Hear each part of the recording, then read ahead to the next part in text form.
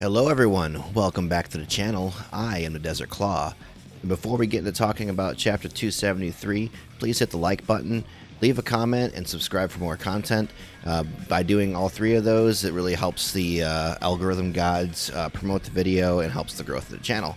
Okay, now that that's out of the way, let's talk about 273. So, this is the aftermath of the big fight between Arthur and Dragon, and the reaction of the White Clad and the effects of what the Earth Divider Violent Flash did.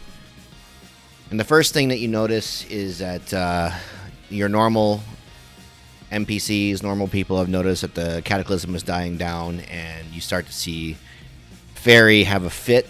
His whole world has been shattered. His buddy's gone. He calls Arthur a whelp, and how could Dragon be defeated by that whelp? And you see him raise his hand to the sky, and then we go back to the 8th. And Licht is the only one who's predicting what happened correctly. He's saying he said that it's likely that Arthur defeated Dragon, but he doesn't think that the end of the Cataclysm is here. Clearly, Licht knows that the Evangelist has lots of things under their sleeve. And then, just as that's said, Faerie starts to summon the moon and starts to bring it towards the planet. He's manufacturing despair, so to say, by driving a big giant smiling moon down on the populace of what's left of the planet.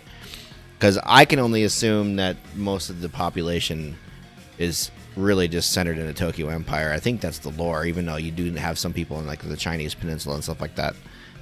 So the moon starts coming down, and Obi's like, "Why is the Earth shaking?" And Joker's the only one that notices that the moon up there is coming down, and the people start to freak out once again, like who wouldn't? And Faerie announces that he will rip your hope from its very roots. With this moonfall, you shall remember the taste of despair, wretches. I mean, you start seeing natural disaster, like something out of a movie from the early 2000s, like being ripped up because the gravity of the moon would just destroy everything. And not even that, it would just... If we weren't in Adolla land, it would be there'd be nothing you could do. It'd be done. And Obi says, "Take cover," and then Licht is like, where are we gonna go? And this is what's crazy. He says, "Hinua, Maki, is there anything you can do?" And Hinua orders Maki to try to alter the trajectory of the moon, and she does so, kind of. But let me point something out here, and this is going to be pertaining to Maki having a potentially different power set. Does that moon look like it's made of fire? Now, I want you to think about this for a second. So these next two panels, Maki is being crushed by the weight of the moon, but she is somehow slowing it down. So much that you can see she's getting a bloody nose over it. But because she's connected to it with her, I'm gonna call it telekinesis, not pyrokinesis now. It's crushing her.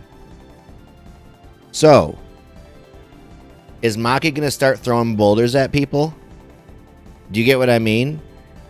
Before she could manipulate any fire, any second generation potentially can, I believe. Like, that's what Hinua does, but his is more pinpointed. But is she now going to be a full-blown telekinetic? Is she going to be throwing things at people, not just fire things? Is she going to be able to use Tekyo without, her fire thing inside of it? You get what I mean? I don't know. I'm wondering if this is going to be her Adolla alteration. She's going to become basically Jean Grey, which would be really cool. So the moon is overwhelming her. She can't hold it up. You get various panels of the first asking Kareem to see if he can do anything.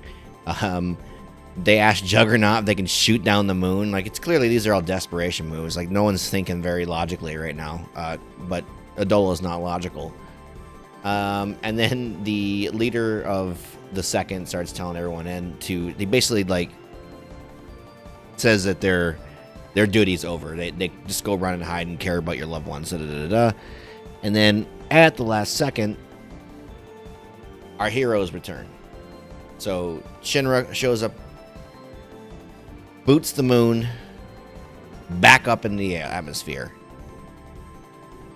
That's how powerful he is now. So everybody who was worried about the power scaling with Arthur versus Shinra should not be worried anymore. Shinra just booted the moon back into space.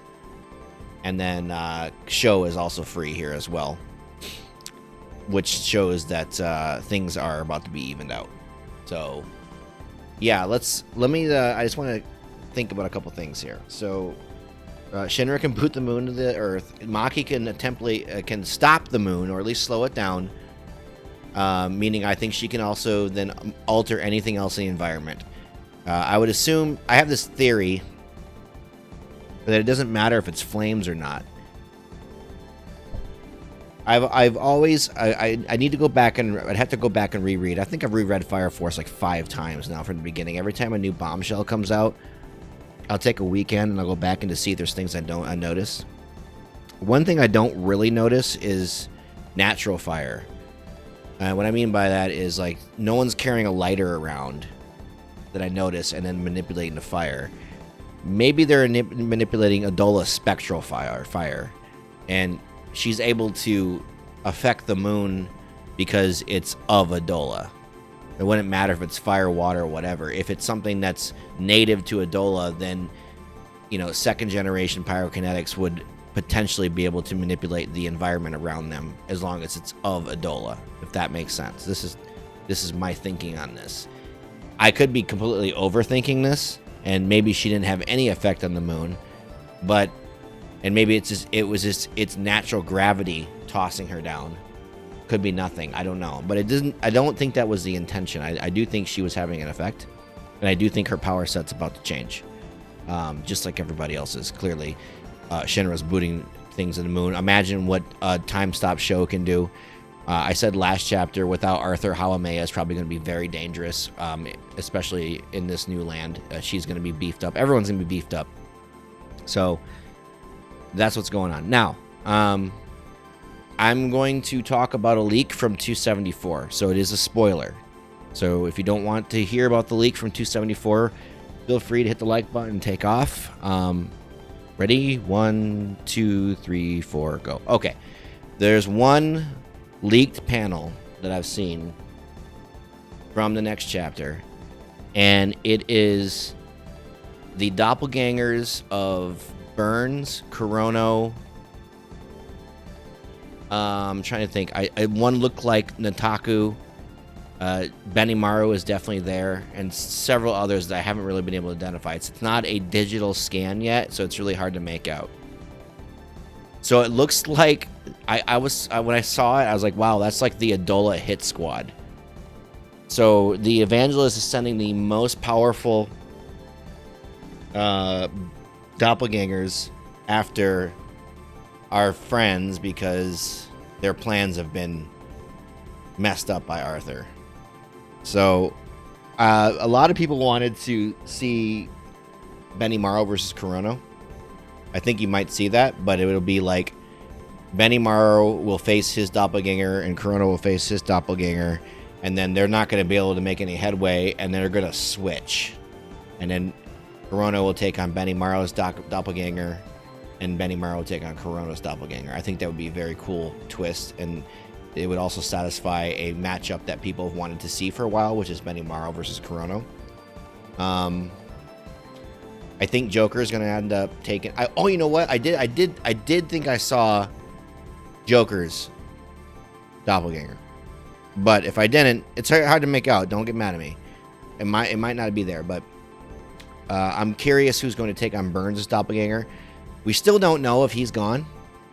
The last we saw of him was he got stabbed in the chest and he got pulled into Adolla. Maybe he's not gone. Maybe his body will show up or not. And maybe it'll just be Joker versus Burns. I don't know.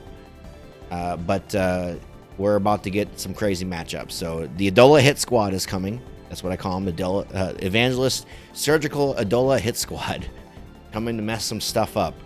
And then you've got the bad pillars versus the good pillars and everybody else. So Arthur versus Dragon was just a warm-up fight, and the real action is about to start. So I'm excited for the next chapter. But all right, that's all my views on this today. Tell me what you think, if Maki is having a power set change, or if I'm just overreading into it. I would like to hear what everyone thinks about that. But and then if that's true, let's play with that even more. And what changes could happen to, say, Hinawa, or Ogun, or anybody else, that now that we're here. So now that our Arthur has basically changed the power scaling game of Fire Force, tell me in the comments down below what you imagine everyone else's changes would be. And for that, that's all I got. Thanks for watching the video. Can't wait for 274, and I hope the rest of you all have a good one. Peace.